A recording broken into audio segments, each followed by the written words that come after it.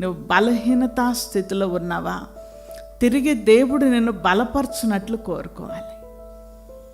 దేవుని బలము పొందుకోవాలి. ఆయన ఎంతో శక్తి పొందుకోవాలి.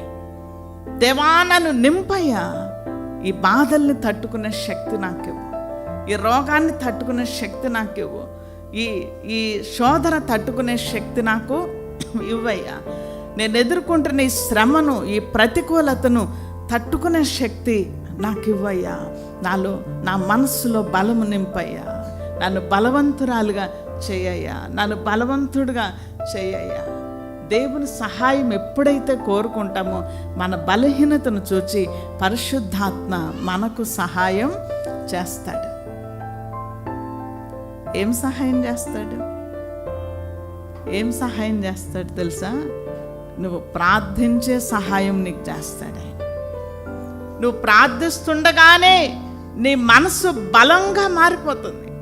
నువ్వు ప్రార్థిస్తుండగానే నీ ఆత్మ బలోపేతం అయిపోతుంది. అది దేవుడు చేసే సహాయం. నేను ప్రార్థించాను అంటే నువ్వు మళ్ళీ ఫామ్లోకి వచ్చేసినట్టే. నీ ప్రార్థన నీకు వెంటనే జయమిచ్చినట్లుగా నీకు అనుభూతి చెందుతావు. అది పరిశుద్ధాత్మ నీకు చేసే సహాయం.